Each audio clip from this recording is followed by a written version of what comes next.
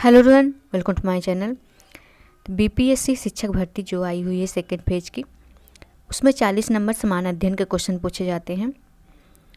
और तो आज हम इसी का प्रैक्टिस सेट करेंगे। काफ़ी इंपॉर्टेंट क्वेश्चन है और अगर आप चैनल पर नए हैं तो चैनल को सब्सक्राइब कर लीजिए, क्योंकि इस चैनल पर डेली प्रैक्टिस सेट करवाई जाती है। तो चलिए इसका पहला प्रश्न देखते हैं। पहला प्रश्न है, यूरोप में उदारवादी क्रांति कब प्रारंभ हुई थी? तो यहाँ पूछा गया है यूरोप में उदारवादी क्रांति कब प्रारंभ हुई थी। तो ये प्रारंभ हुई थी 1848 में। राइट आंसर हो जाएगा ऑप्शन नंबर सी।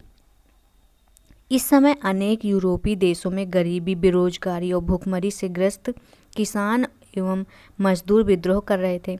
इसी समय पढ़े लिखे मध्य वर्ग ने भी एक क्रांति का संचालन कर दिया था। तो इसका जो राइट आंसर हो जाएगा ऑप्शन नंबर हो जाएगा सी। नेक्स्ट क्वेश्चन है, फ्रांसीसी क्रांति के दौरान स्वतंत्रता का प्रतीक था। तो स्वतंत्रता का प्रतीक क्या था? ये था लाल टोपी या टूटी जंजीर। तो राइट आंसर हो जाएगा डी। उस समय के कलाकारों द्वारा इंसाफ को आमतौर पर एक ऐसी महिला के प्रतीकात्मक रूप से प्रदर्शित किया गया था जिसकी आंखों पर पट्टी बंधी हुई और वह तराजू लिए हुए है। तो इसका राइट आंसर हो जाएगा option number D. Next question है, इसमें कथन दिया हुआ है और नीचे कूट दिया गया है, तो सही आंसर का चुनाव करना है। 1871 के बाद यूरोप में राष्ट्रवादी तनाव का क्षेत्र बाल्कन था। दूसरा दिया है, इस क्षेत्र में भौगोलिक और जाति भिन्नता थी। तीसरा है, क्षेत्र के निवासियों को आमतौर पर स्लाव पुकारा जाता था। चौथा है, बाल्कन क्षेत्र का बड़ा हिस्सा ऑटोमन साम्राज्य के नियंत्रण में था। और पांचवा है, इसमें आधुनिक Romania, Bulgaria, Albania, Italy, France, Macedonia आदि शामिल थे। तो इसमें पूछा गया है कौन सा सही है। तो इन पांचों में से कौन सा सही है? तो अगर आपको आंसर पता है तो आप कमेंट में आंसर कर सकते हैं। अगर नहीं पता है तो हम यहाँ आंसर करेंगे। तो इसमें पूछा गया है कौन सा सही है। तो इसमें जो है ये पांचवा गलत है, बाकी और सभी सही हैं। 1, 2, 3, 4 ये सभी सही हैं। 1871 के बाद भारत यूरोप में गंभीर राष्ट्रवादी तनाव का स्रोत बाल्कन क्षेत्र था। इस क्षेत्र में भौगोलिक एवं जाति भिन्नता भी थी। इसमें आधुनिक रोमानिया, बुल्गारिया, अल्बेनिया, यूनान, Croatia, Macedonia, Serbia, Bosnia, Herzegovina, Slovenia एवं मॉन्टीनीग्रो जैसे देश शामिल थे। इस क्षेत्र के निवासियों को आमतौर पर स्लाव पुकारा जाता था। इस क्षेत्र का बड़ा हिस्सा ऑटोमन साम्राज्य के नियंत्रण में था। तो ये तो सभी चारों सही हो गए इसमें, लेकिन ये गलत हो गया। तो राइट आंसर हो जाएगा option number A. Next question है, निम्नलिखित फ्रांसीसी उपनिवेशकों में से कौन सा देश तंबाकू, नील, चीनी आदि वस्तुओं का आपूर्ति करता था? पहला है मार्टिनिक, दूसरा है गालेडोप, तीसरा है सैन डोमिंगो। इसमें दिया है उपरयुक्त फ्रांसीसी उपनिवेशकों में से कौन सा देश तंबाकू, नील, चीनी आदि वस्तुओं का आपूर्ति करता था। तो इसमें कौन सा आपूर्ति करता था? अगर आपको पता है तो आप कमेंट में आंसर दे सकते हैं। तो इसका आंसर हो जाएगा सभी। ये सभी देश जो हैं ये तंबाकू, नील, चीनी आदि वस्तुओं का आपूर्ति करता रहे थे। तो राइट आंसर हो जाएगा option number D. Next question है, फ्रांसीसी उपनिवेश में प्रचलित दास प्रथा के बारे में क्या सही है? तो इसमें पूछा गया है क्या सही है।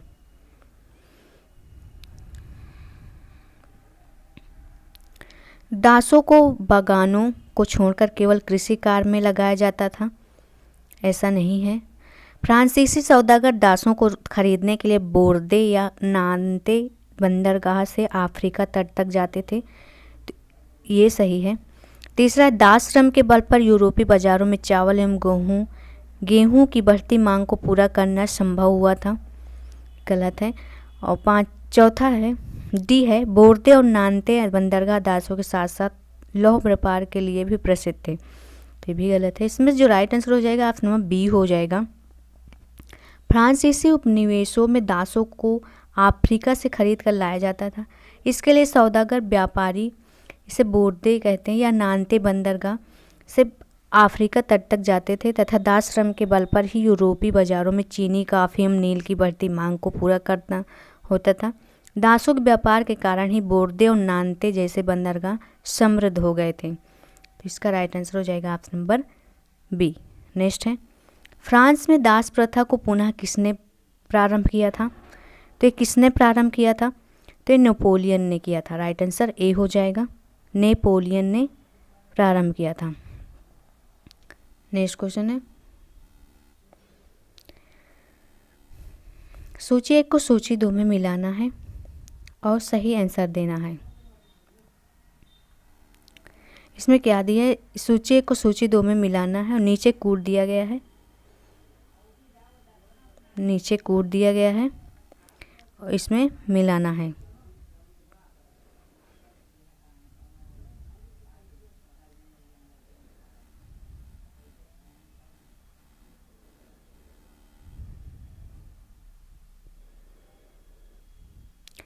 रस सुंदरी देवी का हो जाएगा अमर जीवन। राम चड्ढा का हो जाएगा स्त्री धर्म विचार। ज्योतिबा फूले का हो जाएगा गुलामगिरी। और काशी बाबा का हो जाएगा छोटे और बड़े सवाल, छोटे और बड़े सवाल। इसमें ये लेखक हैं और दूसरे इनकी रचनाएं हैं। तो इसका आंसर हो जाएगा,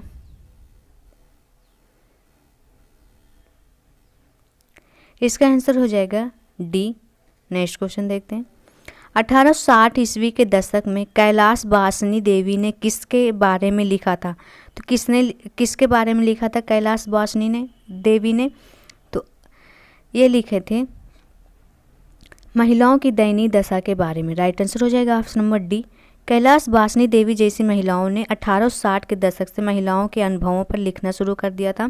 महाराष्ट्र में भी 1880 के दशक में ताराबाई शिंदे और रमाबाई ने उच्च जाति की नारियों की दयनीय हालत के बारे में जोश और रोष से लिखा था। तो राइट आंसर हो जाएगा डी। नेक्स्ट है, किस पार्टी का नाम बदलकर रूसी कम्युनिस्ट पार्टी किया गया था? तो किस पार्टी का नाम बदल कर किया था? तो ये किया था बोल्शेविक पार्टी का, बोल्शेविक पार्टी का। राइट आंसर हो जाएगा ऑप्शन नंबर ए। रूसी क्रांति 1917 के पश्चात जार शासन का अंत हो चुका था और शासन की बागडोर बोल्शेविकों के हाथ में आ चुकी थी। अब बोल्शेविक पार्टी का नाम बदलकर रूसी कम्युनिस्ट पार्टी कर दिया गया था।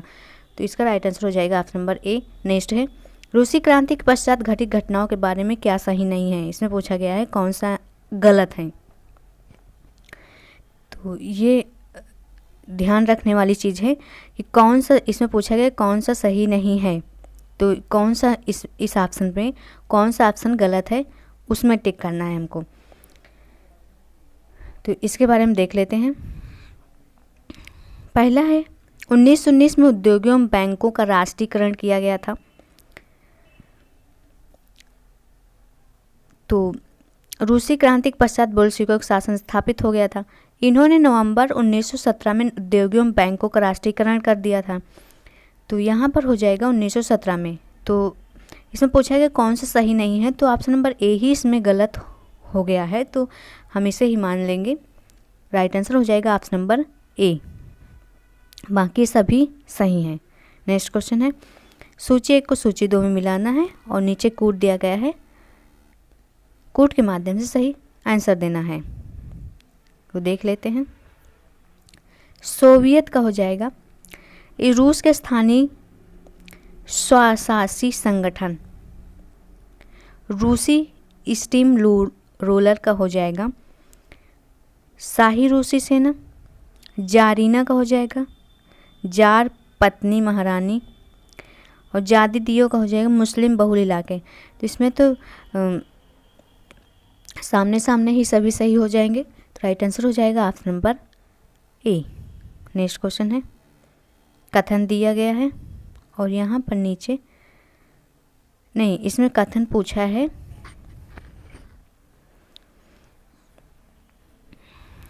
और नीचे कोड दिया गया है, आंसर करना है। तो अगर आपको इस क्वेश्चन का आंसर पता है तो आप नीचे कमेंट में आंसर कर सकते हैं। तो प्रथम विश्व युद्ध के दौरान औपनिवेशिक भारतीय व्यापार में बढ़ोतरी हुई थी। कारण क्या है? ब्रिटिश कारखाने प्रथम विश्व युद्ध के दौरान युद्ध सामग्री के उत्पादन में व्यस्त थे। तो इसका देखते हैं आंसर क्या होगा। पहले विश्व युद्ध तक औद्योगिक विकास धीमा रहा था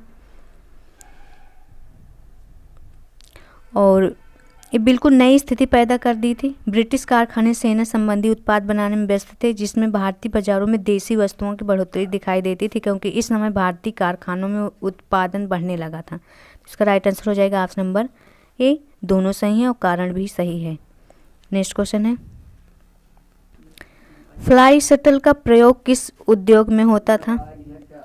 फ्लाई शटल का उपयोग किस उद्योग में होता था? तो ये होता था हथकरघा उद्योग में। राइट आंसर हो जाएगा ऑप्शन नंबर सी। 20वीं सदी के दूसरे दशक तक इसका प्रयोग बहुतायत देखने को मिलता है। 1941 तक भारत में 35% से ज़्यादा हथकरघा में इसका उपयोग होने लगा था और इसके वजह से उत्पादन में वृद्धि हुई और श्रम की मांग में कमी भी आई। तो राइट आंसर हो जाएगा option number C. Next question देखते हैं। घटना दिया गया है और तिथि दिया गया है और इसका सही कोड भी नीचे दिया गया है, तो सही आंसर करना है। तो चलिए इसका देख लेते हैं। यूरोप में मित्र राष्ट्रों की विजय कब हुई थी? तो हुई थी 8 मई 1945 को। 8 मई 1945 ईस्वी को। अमेरिका का द्वितीय विश्व युद्ध में शामिल होना ये कब हुआ था? 8 दिसंबर 1945 को।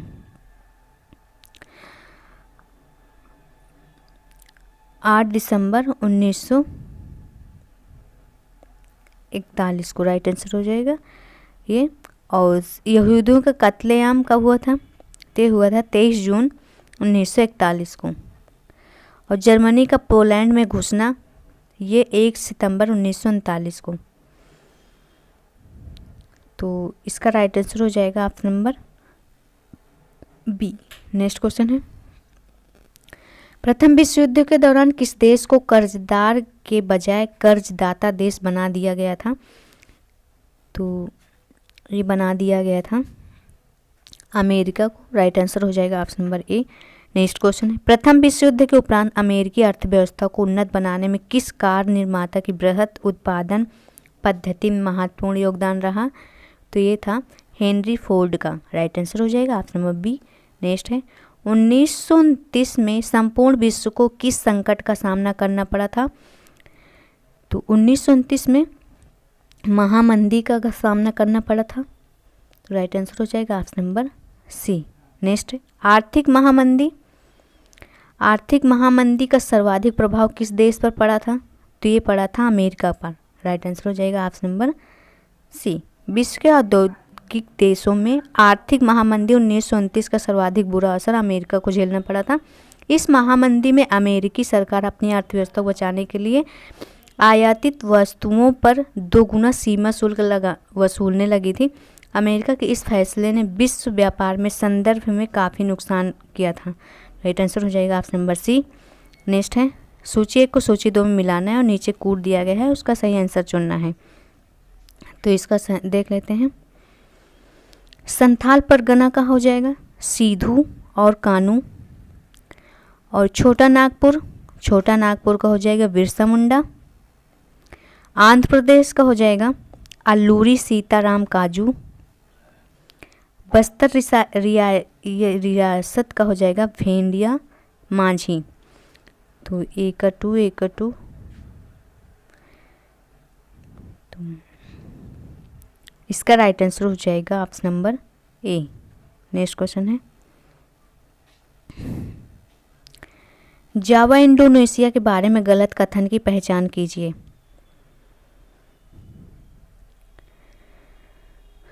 जावा को आजकल इंडोनेशिया के चावल उत्पाद द्वीप के रूप में जाना जाता है। तो सही है, इंडोनेशिया एक ब्रिटिश उपनिवेश था। तो ये गलत हो जाएगा। इससे पूछा गया है गलत, तो गलत का हो जाएगा सही। राइट आंसर हो जाएगा ऑप्शन नंबर बी। इंडोनेशिया एक ब्रिटिश उपनिवेश ना होकर एक डच उपनिवेश था। राइट आंसर हो जाएगा बी। नेक्स्ट देखते हैं, जावा के किस समुदाय के लोग कुशल लकड़हारे और घुमंतु किसान थे?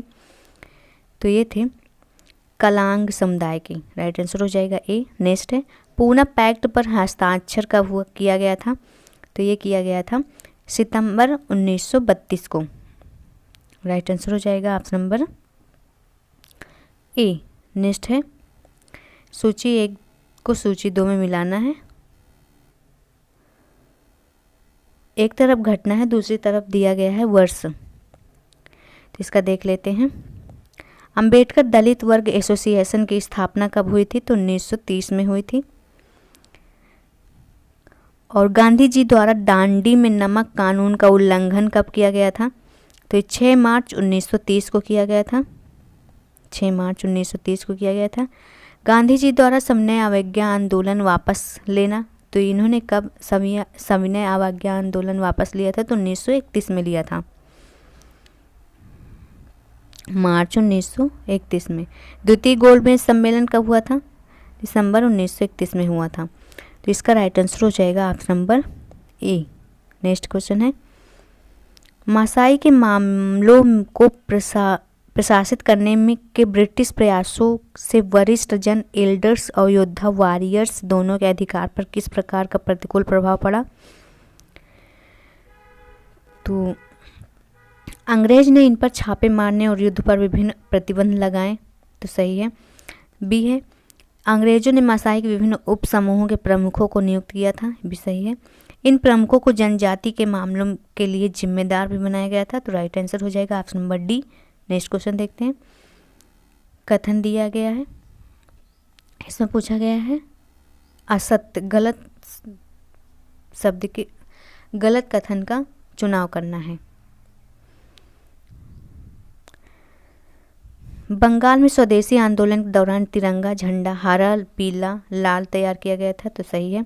गांधी जी द्वारा तैयार किया गया स्वराज झंडा है तिरंगा सफ़ेद हरा लाल था, ये भी सही है। सी है, गांधी जी द्वारा तैयार किए गए झंडे के मध्य अशोक चक्र को जगह दी गई थी। तो ये गलत है। राष्ट्रीय आंदोलन में राष्ट्रवाद की भावना भरने के लिए चिन्हों और प्रतीकों का प्रयोग किया जाने लगा था। तो ये भी सही है। तो इसमें से जो राइट आंसर पूछा है, तो राइट आंसर हो जाएगा option number C. Right answer हो जाएगा ऑप्शन नंबर सी। यहाँ पर पूछा गया है कि झंडे में अशोक चक्र की जगह दी गई, तो अशोक चक्र की जगह नहीं दी गई थी, बल्कि चरखे को प्रतीक के रूप में चरखे को जगह दी गई थी। तो चरखे क्या है? स्वावलंबन का प्रतीक होता था। तो राइट आंसर हो जाएगा ऑप्शन नंबर सी। नेक्स्ट है, नए राज्यों के उदय के संदर्भ में निम्नलिखित कथनों पर विचार करें। 18वीं शताब्दी के दौरान मुगल साम्राज्य धीरे धीरे कई स्वतंत्र क्षेत्रीय राज्यों में बिखर गया था। तो सही है ये। मोटे तौर पर 18वीं शताब्दी के राज्यों को 2 परस्पर व्यापी समूहों में बांटा जा सकता है। नए राज्यों के उदय के संदर्भ में दोनों कथनों, इसमें जो है ये दोनों कथन में से केवल पहला सही है और दूसरा जो है वो गलत है। मोटे तौर पर 18वीं शताब्दी के राज्यों को 3 परस्पर व्यापी समूह में बांटा गया था, ना कि 2 में। तो इसमें से जो राइट आंसर हो जाएगा ऑप्शन नंबर हो जाएगा ओनली 1। राइट आंसर हो जाएगा ए। नेक्स्ट है, पाषाणकालीन मानव पाषाणोपकरणों के निर्माण हेतु प्रायः कितनी तकनीकों का प्रयोग करते थे? तो ये करते थे 2 प्रकार की तकनीकों का। राइट आंसर हो जाएगा ऑप्शन नंबर ए। प्रथम क्या था? पत्थर से पत्थर को टकराकर, और द्वितीय जो था वो दबाव सल्क तकनीक के द्वारा। नेक्स्ट क्वेश्चन है, महापाषाणिक कब्रों से निम्नलिखित में से कौन सा सामग्री प्राप्त हुआ है? तो ये लोहे के औजार प्राप्त हुए हैं, घोड़े के कंकाल और घोड़े के लिए सामान ये भी प्राप्त हुए हैं, पत्थर और सोने के गहने भी प्राप्त हुए हैं, बैलगाड़ी और भैंसा गाड़ी खिलौने ये नहीं प्राप्त हुए हैं। तो इसमें से हो जाएगा right answer option number B. Next है, वलयकूप के संदर्भ में निम्नलिखित कथनों पर विचार कीजिए। वलयकूप के बारे में कथनों के बारे में विचार कीजिए। ये अनेक प्राचीन नगरों से प्राप्त किए गए हैं, तो सही है। ये गुसल खाने, नाली या कूड़ेदान के लिए प्रयुक्त होते थे, तो भी सही है। तो इसमें राइट आंसर सी हो जाएगा, एक और दोनों। नेक्स्ट क्वेश्चन देखते हैं। मोहनजोदड़ो के विशाल स्नानागार के संदर्भ में कथनों पर विचार करें।